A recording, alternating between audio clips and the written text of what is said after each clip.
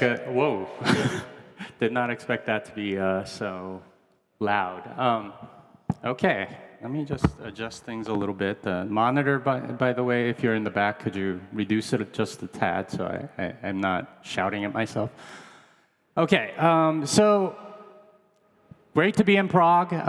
Glad to see all of you here. It's my 5th time in this city. And the second time I visited Prague was back in 2001, not too long after the 9/11 attacks in New York. And there was a stock that I was examining because I was trying to figure out what to do with my savings.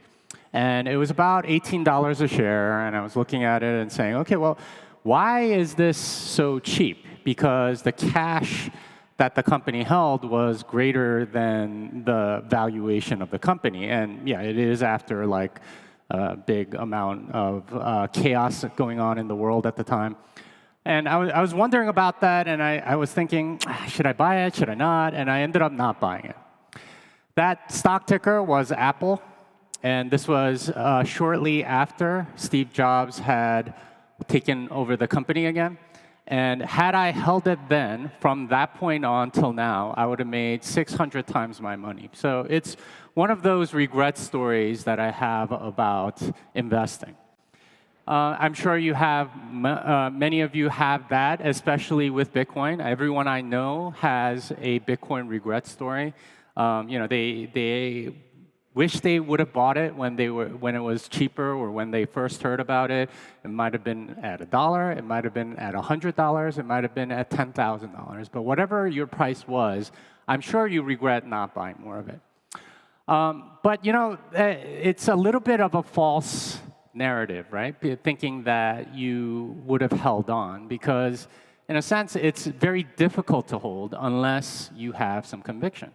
And that's what I want to talk about today. Why does the price of Bitcoin keep going up? Because if you understand why it goes up, then you're going to have a lot more conviction about what it is that Bitcoin is and have that conviction to hold. Because I can tell you for a fact that there are a lot of people that bought Bitcoin when it was $1.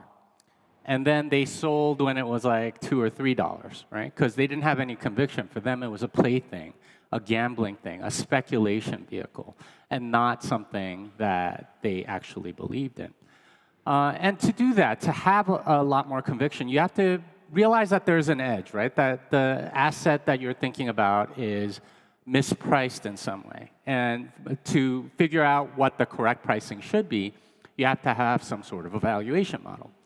And I'm sure if you're in this room and you aren't necessarily familiar with Bitcoin, you have heard of how to value other things, right? Something like bonds are relatively easy to value because you know their bond rating, you know the coupon, you know how much you're going to get paid at the end of the term, and so on. And that's how you can figure it out. Stocks are a little bit more difficult because you have to figure out what the projection might be. A lot of models use something called discounted future cash flow and have to project out what the market might be and so on. And what we want to do with Bitcoin is to figure out what the actual valuation model should be, because that's going to explain a lot of why the price goes up. Now, there are two ways to think about this. There's the easy way and the hard way. And the easy way is pretty simple. There is a fixed supply and increasing demand, and the only real escape valve there is price. So as demand increases, price increases. Thank you, that's my TED Talk. It's over. But if you actually want to know a little bit more deeply what's going on, you have to think a little harder about what it is that causes that scarcity. Because scarcity is not all that common. And that long-term scarcity, that long-term credibility about scarcity is not common at all. And one thing that I can show you or tell you about that sort of illustrates this phenomenon is this adage that, for an artist, one of the best career moves that they can make is to die, right? So Vincent van Gogh, for example, only sold like a few $1,000s worth of paintings in his lifetime. But currently, all his works, if you add them together, are worth something like $30 billion, right? Because each painting goes for like hundreds of millions, and there's a lot of them. So long-term credible scarcity can be very difficult unless like the only producer of it dies or something like that. Because of this thing called elastic supply. Almost everything in existence has this elastic supply. So for example, the Nintendo Switch 2 came out recently. And there was sort of not enough of a supply, right? So everyone pre-ordered it, and not everyone was able to get it. So you can go on eBay right now and see that it sells for roughly $675 for what is normally sold at retail at $500. Now, is that gap going to last? No, because Nintendo is going to continue making more of those consoles to meet that demand. And the thing that Bitcoin has that's very different is that it doesn't have this adjustable elastic supply to meet the demand that's coming. And as a result, it has scarcity, and not just any scarcity. It has absolute scarcity, and that means no dilution. And if you're an investor in almost any startup or whatever, you realize that dilution happens almost constantly. If you haven't invested in startups before, you know that one of the most important things that you can get is pro rata rights, right? So that every round that they raise and where they dilute the stock, you can put in enough money so you're not diluted, right? You have to pay to keep the percentage that you have. And that's something that you don't have to worry about with an absolutely scarce asset. There's a technical reason for this, and it's in contrast to sort of like fake narratives around scarcity. So peak oil is a narrative around oil that's been around for a while, that we're going to run out of oil at some point in the future. And of course, that doesn't happen because the higher the oil price goes up, the more people are motivated to go find new sources for it. So you get hydraulic fracking and things like that to produce more of it. And this happens with every commodity except Bitcoin. And that's what is very different. Now, you can put more effort into trying to produce Bitcoin, and many miners do this. They go and get faster hashing mining equipment, and they try to mine more, but it's only sort of bringing the supply forward just by a tad because there's something called the difficulty adjustment. Every 2 weeks, all of the effort is averaged out over the past 2 weeks and made more difficult so that the same amount of Bitcoin sort of comes onto the market every 2 weeks. And in addition, unlike centralized things, Bitcoin has nodes that audit the supply every time that there's a new page in the ledger, new transactions that come in. So it's a verify, not trust culture. And as a result, we have credibility because it requires consensus for anything to change, including the supply. So there is no dilution. So that means that it is really decentralized, right? Because there's no single decision maker. And this is in sharp contrast to altcoins, which require permission, which has somebody that is controlling things, that decides on the supply schedule and so on. So their valuation is a lot more like stocks. Their valuation, the way that they increase in price, is by making new promises, new markets, things like that. And this has obviously been true of something like Ethereum, for example. Their initial sort of marketing pitch was, world computer, right? And then it became ICOs and IEOs, and then like Web3 and DeFi and NFTs and metaverse and all kinds of other things. And they have to put this out because otherwise they stagnate. And you can kind of see what's happening right now, is that all of their promises have more or less been broken, other than maybe being a platform for launching more coins or something like that.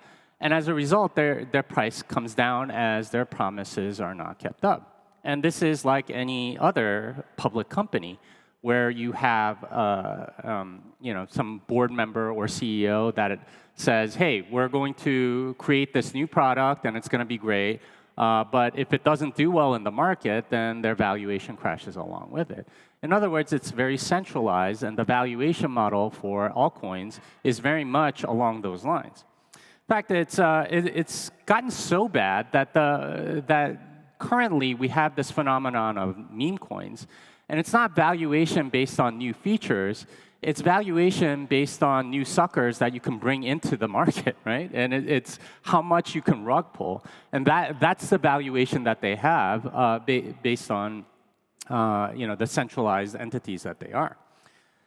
So if you're going to value altcoins, you're going to have to use something like discounted future cash flow of what you project their utility to be. And so far, all of them have more or less not succeeded in the utility that they purported. I mean, the two successful ones that I can think of are Ethereum launching altcoins and Solana launching meme coins. That's about it. And it's scams on top of scams more than anything else, and those obviously exhaust themselves.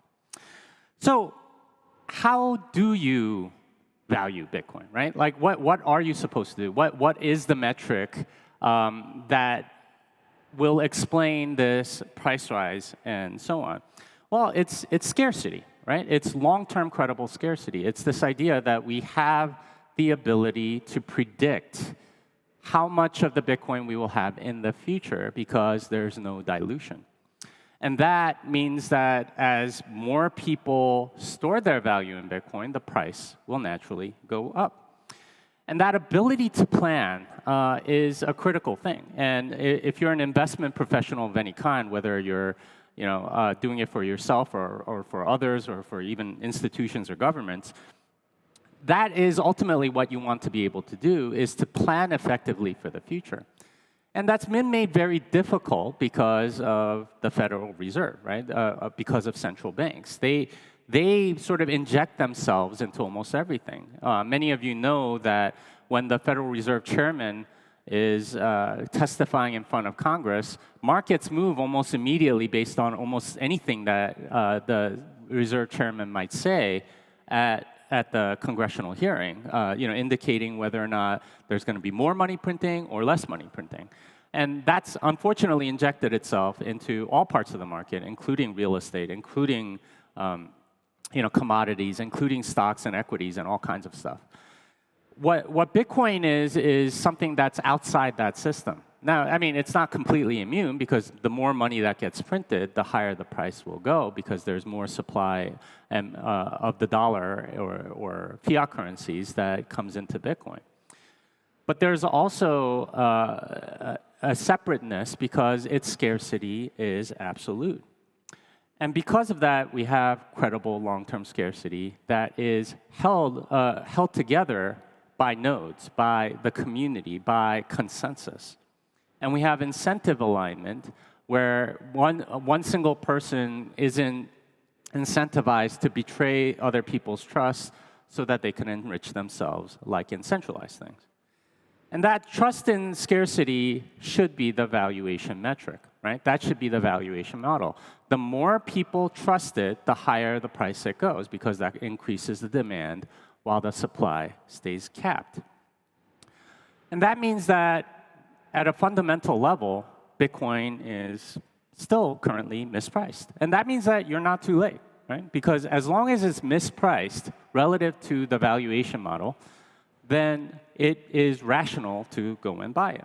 It is not too late because people haven't realized that this is a absolutely scarce asset and that it has a long-term credible scarcity. So I want to end here with sort of like a way to look at this and to figure out how much of your portfolio that you might want to put into Bitcoin. Now, for a lot of us that have been in Bitcoin for a while, it almost always starts with a small amount, right? Like you might buy a little bit just to see what happens. And then it suddenly doubles or triples or 10x's or 100x's. And you're very quickly looking at it going from like 0.1% of your portfolio to like 5 or 6%, and then going to like 30, 40%, and if you hold it long enough, it eventually gets to like 90, 99%, and so on. So my suggestion to you, if you are thinking about this from a valuation model perspective, is to start small, right? And for any portfolio allocators out there, 1% is not that much, and almost anyone can afford to put 1% of their portfolio into something like Bitcoin. And then develop the conviction to hold it, because that's the part that that almost all of these regret stories that I mentioned at the beginning lack, is this perspective on how hard it is to hold when you don't have conviction. Because if you don't have conviction, you're much more likely to sell. If you don't believe in it, you're much more likely to sell. I tell people all the time, I could have gotten into Ethereum when it was at a pre-sale. I think you could have gotten 2,000 Ethereum for $600. But I never would have held it. I would have sold it at the first opportunity because I knew what a technical mess it was, and that it wouldn't. I didn't believe in it whatsoever. And that level of conviction comes through study, comes through understanding the decentralized aspect, to understanding not just the technical, but the social aspect of Bitcoin and what keeps it going and what keeps it decentralized. So if you don't want to have the same regret in 10 years that you might have now about buying your first Bitcoin, go study it. Go learn about the technical aspect. Go learn about the difficulty adjustment, the halving, what running a node does, and how all of this works. Because ultimately, that's what will give you confidence to learn that the long-term credible scarcity of Bitcoin is unique and that no other asset really has the properties that Bitcoin has. That's it. Thank you. Secure your BTC Prague 2026 ticket at the lowest possible price now.